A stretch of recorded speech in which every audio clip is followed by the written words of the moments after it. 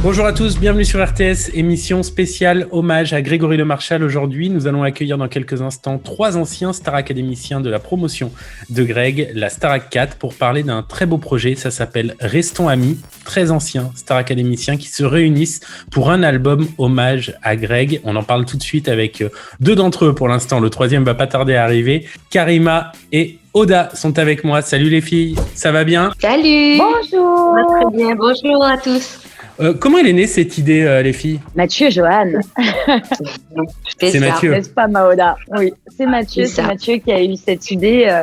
Il a eu cette idée, si mes souvenirs sont bons, après un prime qu'on avait fait sur TF1 pour récolter des dons pour l'association Grégory Le Marchal. Il nous a vus tous ensemble et ça faisait des années que cette idée trottait dans sa tête et il s'est dit c'est ça en fait, on va faire un disque. Il était parti sur l'idée d'un single initialement parlant, mais déjà Karima, quand on s'était retrouvés 10 ans après, en 2014, à Damary-les-Lys, il avait abordé cette idée-là. Et après, effectivement, le prime sur TF1, il a dit ce serait tellement bon de mêler l'utile à l'agréable, il faudrait qu'on fasse un single au profit de l'association, il faudrait qu'on se réunisse et qu'on partage nos voix. Et du single, on a basculé sur l'album. Exactement. Alors dans cet album, on retrouve en fait 10 titres. Sur ces 10 titres, il y a 8 reprises, uniquement d'artistes avec qui vous avez partagé la scène pendant cette 4e édition de la Starac. Il y a également une compo qui a été écrite par Lucie Bernardoni, la finaliste de l'émission, et une reprise d'une chanson de Greg, Restons Amis. Ça, c'est votre premier single. L'intégralité des bénéfices, on le rappelle, c'est important, de cet album seront bien évidemment reversés à l'association Grégory Le Marchal. Mathieu, salut, parce que tu viens de nous rejoindre. Est-ce que tu peux nous en dire un petit peu plus? Je crois que c'est plus intéressant aujourd'hui d'acheter l'album en physique que de le télécharger sur iTunes au niveau de l'argent qui va être reversé, c'est ça? L'album, c'est 5 € pour l'association. L'album acheté dans le commerce, c'est 5 € pour l'association. Si vous le téléchargez légalement sur iTunes, c'est 3 € pour l'association. Et si vous le streamez, chaque chanson que vous écoutez, c'est 0,004 centimes. Ouais, c'est pas grand-chose. Donc, pour faire gagner de l'argent à l'association, il faut acheter cet album. Et vraiment, on ne gagne rien sur ce disque, Nicolas.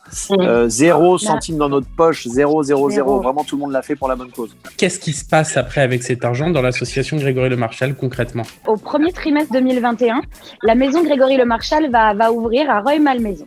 Il faut savoir que cette maison Grégory Le Marchal, pour fonctionner à l'année, c'est entre 1 à 1,2 million d'euros par an. Donc l'argent collecté par notre album Restons Amis, mais également par toutes les autres opérations que fait l'association Grégory Le Marchal et également les appels aux dons, voilà, elles sont déplacées entre cette maison, entre le quotidien de l'association qui aide avec la création aussi, vous savez, dans les hôpitaux, ils aident continuellement, l'association Grégory Le Marchal. Il y a également la recherche, parce qu'en ce moment, ils sont en train de trouver des médicaments aux États-Unis sur la trithérapie. C'est un petit peu compliqué, un petit peu complexe. Je vous invite à aller sur le site de l'association Grégory Le Marchal ou bien sur le Facebook de l'association où Pierre Le Marchal en a parlé très très récemment, d'ailleurs avec moi lors d'un Facebook Live où il explique absolument tout. Donc l'argent va à la recherche, l'argent va également à l'ouverture de la maison Grégory Le Marchal et également à la vie des patients quotidiennement. Je voudrais revenir aussi un petit peu sur ce qui a commencé à faire cette actualité il y a quelques semaines, c'est la diffusion du téléfilm hommage à Grégory Le Marchal, le biopic Pourquoi je vis. Votre avis rapidement sur ce téléfilm? Vous l'aviez vu déjà avant ou pas? Avant qu'il passe en télé? Tous? Oui, pas moi. Je sais que d'autres oui. Voilà, Carrie en l'occurrence. Moi non, je l'ai découvert à la télé en direct au moment de la diffusion. J'ai trouvé la performance de Michael Lumière exceptionnelle. Ça en était bluffant, surtout quand on connaît Greg. Ensuite, j'ai trouvé très intéressant l'accès choisi sur l'explication du quotidien des malades, véritablement. J'ai découvert des choses aussi au niveau des parents, au niveau de la découverte, du diagnostic et de la gestion. Et je suis contente que ce téléfilm ait pu être diffusé et existe justement pour que les gens envisagent le quotidien d'un enfant malade, son évolution. Et c'est une leçon aussi de vie et de courage. Greg a su montrer qu'il avait envie et qu'il s'est donné les moyens d'accéder à ses rêves. Et Mais ce que je retiens le plus, très honnêtement, c'est la performance de Michael Lumière. Il m'a scotché, vraiment. Mathieu? Oui, pas mieux qu'Oda, elle a tout dit. Michael Lumière a été éblouissant. Et de toute façon, tout ce qui fait parler de Grégory, tout ce qui permet à l'association de faire parler de leur combat, de récolter de l'argent, il faut le faire. Et derrière ça, en coulisses, il y a un mec qui était déjà là il y a 16 ans avec à nos côtés qui s'appelle Mathieu Vergne, qui a coproduit ce téléfilm. Et si Mathieu Vergne n'existait pas, je pense que les médias auraient un peu plus oublié la mémoire de Grégory. Et heureusement que ce garçon est là. Et je lui tire mon chapeau à Mathieu parce qu'il fait un travail remarquable en coulisses. On ne le connaît pas, ce garçon. Et c'est le chéri d'Ophélie Meunier, vous savez, la jolie animatrice. D'accord. Mathieu Vergne, il travaille. Son chéri, c'est son mari. C'est son chéri, oui, son chéri d'amour. Et ils sont très beaux ensemble. Et vraiment, Mathieu est un super mec. Il nous a jamais lâché la main. Il y a beaucoup de fidélité de la part des gens de l'époque, encore, vis-à-vis de notre histoire et vis-à-vis de Grégory Le Marchal. Karima, pour varier un petit peu sur la question de ce téléfilm, quelle est la part de vrai dans ce téléfilm et la part de fiction pour toi? Alors, parce que... Mais qu'on rétablisse, parce que chacun, il y en a qui nous disent tout est vrai. Voilà. Ça a beaucoup fait parler. Alors, j'explique. Si j'ai vu le téléfilm en amont par rapport aux autres, ce n'est pas parce que je suis une chanceuse ou une privilégiée, c'est juste que pour mon travail de journaliste sur LCI, je recevais Michael Lumière. Donc, pour parler de sa prestation, forcément, il fallait que je le voie, ce téléfilm. Moi, le problème que j'ai eu, mais en tant que journaliste, c'est que tout le monde parle d'un biopic. Pour moi, c'est un téléfilm inspiré de 2 livres, le livre de Laurence Le Marchal et le livre de Leslie Le Marchal. Tout est vrai, bien entendu que tout est vrai, mais certaines choses sont romancées. Ils avaient 92 minutes pour résumer 23 ans de vie. Donc, du coup, on a été au plus rapide, au plus simple. Moi, oui, effectivement, et je le redis, et je continuerai à le dire, j'en ai parlé avec eux. Alors, je peux en parler avec tout le monde. J'ai trouvé l'absence de Leslie Le Marchal assez hallucinante. Elle était pas hallucinante, j'extrapole les mots, mais quand on sait l'amour et le socle qu'était Leslie pour Grégory, la voir muette dans le téléfilm, moi, je me suis dit, c'est bizarre ça. Donc, c'était juste ça. Mais et bien entendu, comme maintenant on aime polémiquer sur n'importe quel sujet, on est parti dire que j'avais dit des trucs faux. Pas du tout, c'est juste mon ressenti en tant que fille qui a partagé un moment de vie avec cette famille et en tant que journaliste. Maintenant, comme le dit Mathieu et comme je l'ai dit également, à partir du moment où le message, le combat contre la mucoviscidose passe, c'est merveilleux.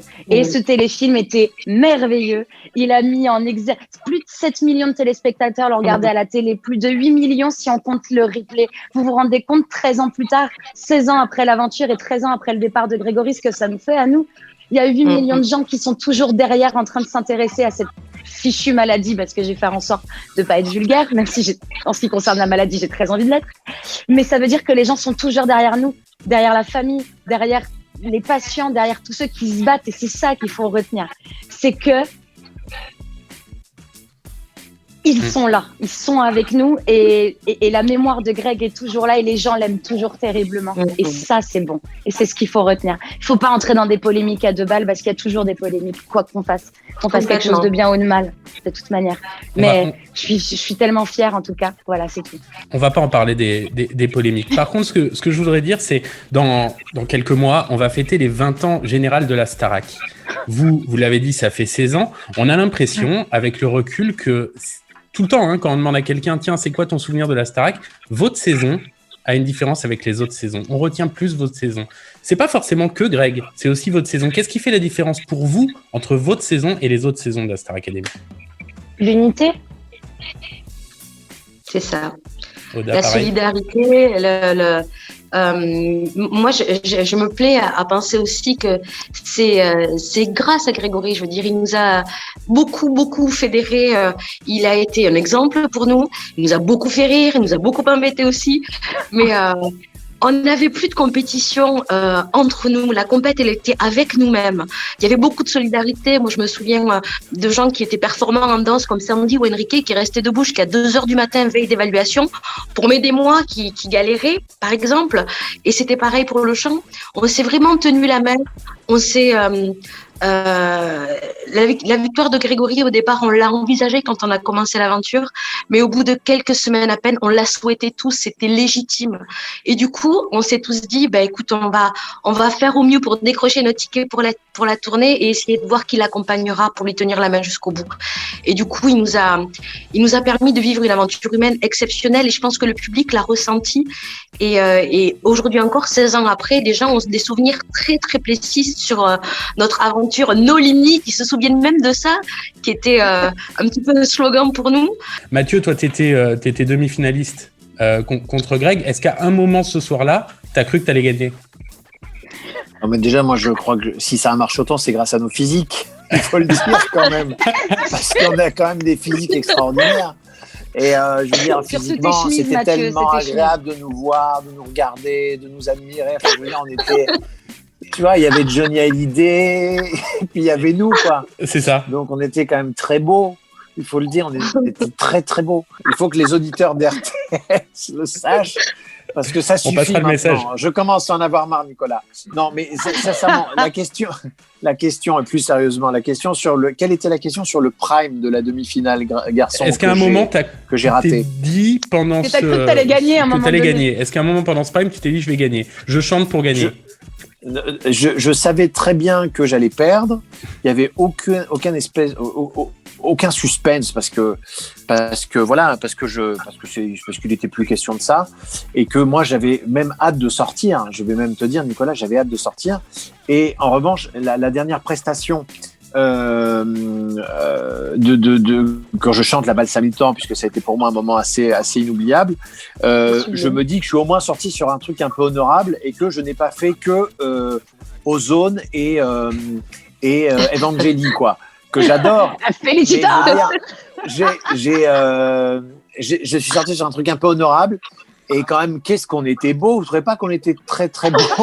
Tes chemises, Mathieu, surtout tes chemises. Mes chemises. Non, mais c'était il y a 16 ans, tu vois, on était des gamins, Nico. Donc, non, moi, quand je regarde ça, je me dis qu'on a eu vachement de chance de vivre cette aventure, et que c'était quand même l'histoire de notre vie, quoi. On a vécu plein d'autres trucs, parce que les gens nous résument à la Starac, on a tous vécu plein de trucs. Je crois qu'on est plutôt épanouis dans nos vies personnelles et professionnelles. Maintenant, même si on a eu comme tout le monde, des hauts débats, mais honnêtement, on a eu de la chance. On revivra jamais ce qu'on a vécu là. Jamais. Karima, regarde cette chance, Nico. Regarde cette chance. Regardez le pull de Karima. Elle a pu s'acheter ce pull, par exemple, grâce à l'émission. Attends, je suis en train de montrer mon ventre. Voilà. C'est grâce à l'émission. Et Oda une cheminée. Enfin, je veux dire, Oda une cheminée. Enfin, je veux dire, voilà, moi j'ai le lourd de la Starac. On a une chance incroyable. Non, mais on a tellement de chance. On sait qu'on a de la chance. Alors, je rebondissais tout à l'heure en parlant des primes de la Starac qui sont maintenant accessibles sur YouTube et qu'on peut retrouver. Karima, c'est un semi-anniversaire parce qu'en fait, hier, tu fêtais les 16 ans de ton départ de l'émission. Mais bon, hier. Est-ce que tu l'as revu, ce prime, toi? Alors, je sais pas si on va me croire.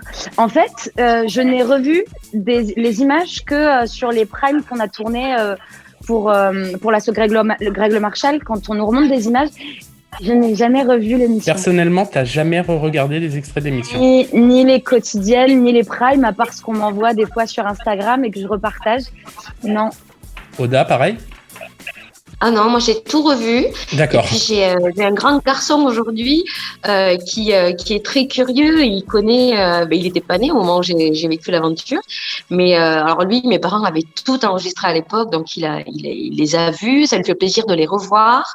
Pendant le confinement, j'en ai profité pour me refaire plaisir à regarder certaines séquences. Donc non, moi j'ai regardé pas mal de choses. Mais j'ai tout sur DVD. Mes parents m'ont tout mis sur DVD pour le jour où j'aurai envie de les regarder. Et je pense que c'est une transmission. Je pense que le jour où j'aurai un enfant ou autre, j'expliquerai ce que maman a vécu. Maintenant que tout est disponible, si on devait revoir, nous, public, un seul moment de vous, lequel faudrait aller voir? Karima, une prestation. Oh tu sais, moi je suis sortie vite, donc il n'y a pas 1 million de prestats non plus. Mais je générique. Non, je dirais le trio avec les cordes. J'ai vu que tu as essayé de me faire une vanne, mais tu as vu, je l'ai pas. Ouais, j'ai vu que tu l'as relancé direct. Elle ne t'a même pas atteint, c'est pas grave. Non, je pense le trio avec les Corses, parce que je suis fan des Corses depuis ma plus tendre enfance, donc ça a été un super moment et ça a été un super cadeau. Et autrement, ce serait plus les prestats de mes copains, parce que moi, je les ai soutenus pendant qu'eux, ils étaient encore à l'intérieur. Je sais pas du tout. Non, mais pourtant, pose la question ton histoire avec Carlem, Ouais. peut-être, non? De quoi de quoi tu parles? Ton histoire avec Carlem, peut-être, non? Le moment où... Qui a marqué les gens. Donc, qui a marqué les gens et qui m'a moins marqué moi. Mais non, je rigole. Non, moi, tu sais, les étapes. Tu veux que je balance des doses sur toi, là? Ah oui, ça, mais nous on veut.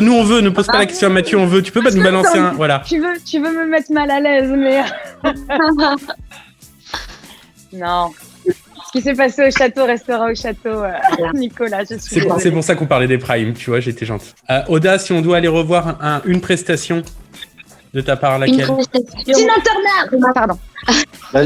Le jour où tu te fais couper les cheveux, non? C'est bien. Ah, non. En fait, t'as décidé d'être méchant avec nous, Mathieu.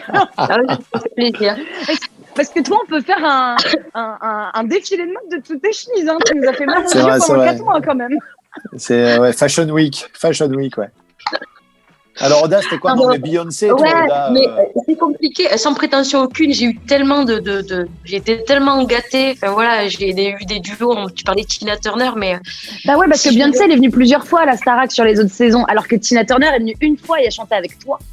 c'est unique, ouais. Mais très honnêtement, on m'en parle souvent et j'ai un plaisir énorme à le regarder à chaque fois parce qu'il y a beaucoup de force dans ce duo-là. Ce serait l'envie avec Greg, honnêtement. Ouais. C'était un moment super fort que j'ai vécu au moment où je l'ai vécu, mais je ressens la même émotion quand je le regarde à nouveau. Et je crois que c'est l'une des vidéos que j'ai le plus regardée. L'envie avec Greg. Au-delà de Tina Turner. Et en chantant sur le premier Prime, on se plante tous. Oh mon Dieu! Il y en a pas En un chantant, qui en met dedans. c'est ça. Mathieu, tout à l'heure, tu nous as parlé. moi, je pense que c'est mon duo avec Enrique et Ozone, le groupe Ozone. C'était quand même un moment. Je veux dire, enfin, dans une vie, il y a, enfin voilà, on a envie des moments rares et forts, et je pense que ce duo a clairement marqué ma carrière. Non, moi c'est le duo aussi avec Greg. Le duo aussi avec Greg sur Je ne suis pas un héros, parce qu'on était épuisés et que c'est finalement le seul duo que j'ai fait avec lui, quoi. On a très peu chanté ensemble. On a fait des chansons collégiales ensemble, qui étaient un peu cucuche la pralinouche avec genre on a changé le monde. Là tu dis bon ok les gars, j'assumais pas trop ça, mais là le duo Je ne suis pas un héros avec les cuivres, les musiciens en live et tout, putain c'était le show sur TF1, c'était fou quoi. On a eu une chance dingue de vivre ça. C'était, quand on y repense, on était en direct ce soir-là, je crois qu'on fait 8 ou 9 millions de téléspectateurs en demi-finale. Je sais que la finale fille a explosé les compteurs aussi, puis la finale a fait 10 ou 11 millions, enfin, c'était dingue. Il y a un Français sur 6 qui regardait notre saison de Starac quand même. Donc on chantait devant tous ces gens, on était complètement, je sais pas, on était fous de faire tout ça quoi. Ouais. Quelle chance, quelle liberté quoi. Merci TF1, merci la Starac, hein, vraiment. Ouais. Et peut-être que la réponse va être unanime, mais quand on regarde les prestations de Greg et quand on revient lui aussi sur tous les moments qu'il a vécu dans la Starac, on a tendance à regarder SOS d'Intérieur en détresse, la reprise de Balavoine, c'est celle qui est restée. Mais si on devait aller en voir une autre, laquelle faudrait aller voir? Celle où il est en kilt quand il chante avec nous tous d'ailleurs, Stache avec Michael Youn. Ça c'est une vraie prestation de Greg. Je pense qu'on avait honte de faire ça. Ils étaient à 2 doigts de dépasser les limites quand même, TF1, de ne plus nous respecter. Mais on l'a fait. Et il faut regarder cette prestation. Professionnel. D'accord. Starac 4, Bratislava Boys. Vous allez voir, c'est culte. Greg en kilt, ça vaut son pesant de cacahuètes. Oh putain. Vous pensez que c'est possible, un retour de la Starac? Parce que là, concrètement, aujourd'hui, l'émission qui marchait, c'est The Voice. The Voice, ça commence un petit peu à s'essouffler. Est-ce que vous pensez que, je sais pas, il y en a plein qui le disent, remplacer The Voice par un retour de la Starac? Bah, il y a 2 problèmes. L'argent. Ça coûte très cher de produire un prime et de produire une émission comme la Star Academy. On était aux alentours du 5 millions d'euros par semaine, je crois. Donc, ça coûte très, très cher. Qui a un budget aussi colossal, je ne sais pas. Et le deuxième truc, c'est aussi le casting. Parce que des belles voix, il y en a. mais on est dans une atmosphère dans ces dernières années où les personnalités en télé-réalité, c'est plus les personnalités qu'on avait nous à l'époque. Nous, on était des petits gentils, des petits mignons, et là maintenant, c'est du clash à gogo, etc. Donc, est-ce que les personnalités, en plus du talent, pourraient être trouvées pour ce genre d'émission? Et puis maintenant, la jeunesse, ça je fais la vieille, mais maintenant, les jeunes d'aujourd'hui, ils ont les codes de la télé-réalité que nous, on n'avait pas du tout à l'époque. Donc, et puis, est-ce qu'avec les réseaux sociaux, tu peux réussir à faire quelque chose? J'en sais rien. Mais en revanche, s'il s'avère que la Starac soit recréée, s'il y avait le retour de la Starac, je pense qu'on parlait au nom de tout le monde en disant mais qu'on serait hyper heureux que d'autres puissent vivre le même rêve que nous.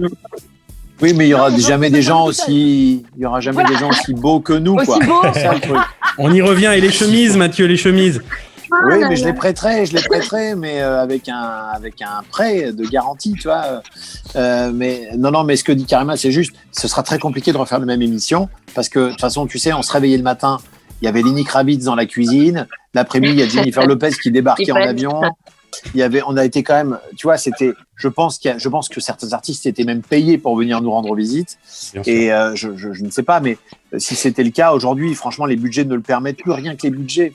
Maintenant, si l'émission René, quel beau prénom, il faudra absolument qu'on en soit. Donc, j'ai dit à la prod que Isabelle Charles serait remplacée par Oda, que la directrice serait Karima Cherny et il faudrait que ça file droit. Et moi, je serais le prof d'expression scénique, par exemple. Voilà. Et Nicolas, tu serais l'animateur, tu remplacerais Nikos. Ah ben écoute, à quelques lettres près. Entraîne-toi. Ça peut marcher, ouais, j'ai un peu d'entraînement à faire là. Taper 2, taper 3. Non, t'as juste ça à faire. Taper 1, taper 2. Oui, c'est vrai. Pour sauver Oda, taper 1. Pour sauver Karima, taper 2. Et pour sauver Mathieu Johan et ses chemises, taper 3. Ouais, bah tu vois, qu'est-ce que vous devenez aujourd'hui? C'est une question qu'on vous pose toujours. Quand même, rapidement, Karima, tu dors pas beaucoup, toi? Non, je dors très peu, mais c'est sympa. Je suis journaliste sur LCI, je m'occupe de la culture. Donc, je me réveille tôt le matin dans la matinale, voilà. Et je parle de culture, de musique, de films, d'expositions et également de la difficulté du monde du secteur culturel en ce moment avec la crise du coronavirus. Oda? Écoute, moi je chante, j'ai toujours chanté, j'ai toujours continué de chanter. Je travaille depuis plusieurs années pour les théâtres du groupe Barrière à Toulouse et à Deauville. Mais malheureusement, vu la situation en ce moment, tout est repoussé, tout est annulé et j'ai hâte de pouvoir refouler la scène. Pour l'instant, j'attends. Mathieu? Eh bien, moi, je m'attache à être beau parce que c'est vachement important, je trouve. Tu veux pas décevoir mon public qui est quand même très nombreux. Fidèle, et je veux dire, oui, je suis vraiment très attaché à ça. Non, écoute, moi, maintenant, je fais des livres. Je publie entre 10 et 12 livres par an avec des éditeurs magnifiques sur la place de Paris, avec essentiellement HarperCollins et Flammarion. Donc, je suis directeur de collection. Donc, je raconte l'histoire souvent de personnages attachants. Et par exemple, en ce moment, je suis en plein succès avec Paul qui avait gagné les 12 coups de midi. Paul Elkarat, super livre, ma 153e victoire. Il est vraiment formidable et il a un vrai parcours à partager. Sinon, on chante tous toujours aussi. Oui. Puisque vous nous retrouvez sur l'album Restons Amis, au profit de l'association Grégory Le Marchal. Voilà les 13 plus beaux de la Starac réunis pour cet album Restons Amis. L'intégralité des bénéfices, les amis, on le rappelle, reversés à l'association Grégory Le Marchal. Il faut le dire, il y a d'autres moyens aussi. Si vous avez envie de faire, une fois avoir acheté l'album, si vous avez envie de faire un don supplémentaire, il y a un moyen très simple avec le téléphone. Le SMS. Ouais, le SMS, ça va très très vite. 92 777. Vous envoyez Greg, hop, et c'est prélevé sur votre prochaine facture. Ça, c'est le moyen le plus simple, je pense, pour faire un don. Après, bien évidemment, vous pouvez aller sur le site, ne serait-ce que pour effectivement savoir plus en profondeur à quoi vont servir ces dons, se renseigner sur les activités de l'association, parce qu'ils passent aussi dans les différentes villes, dans les différentes communes, des fois pour des événements. Et puis, pour faire des dons aussi plus conséquents, vous le pouvez sur le site. C'était un plaisir, en tout cas, les amis, de vous recevoir et de repartager ces souvenirs avec vous.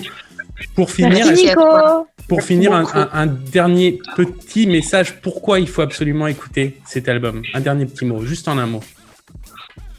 Parce qu'on est beau. Voilà. Je l'aurais pas vu venir, Mathieu. Parce que Parce que c'est la définition de l'amitié. 16 ans plus tard. Oda? Elle m'a piqué ma phrase. Je ressens la même chose. Parce que je t'aime. Ouais. Parce que vous êtes... Parce qu'on est liés, parce que ce sont des titres qui parlent à tout le monde, qui abordent notre pote, qui abordent l'amour et l'espoir. Voilà, il y a beaucoup de positivité dans tous les titres que l'on a choisis. Et ça fait du bien. Ça fait du bien d'écouter une bande de fous furieux qui se réunissent pour la bonne cause. Donc, voilà. Merci Oda, merci Karima, merci Mathieu pour cette émission et à très bientôt, j'espère, sur RTS pour d'autres aventures. À bientôt, À Nico. très vite. Merci RTS. Salut les amis. Au revoir. Salut.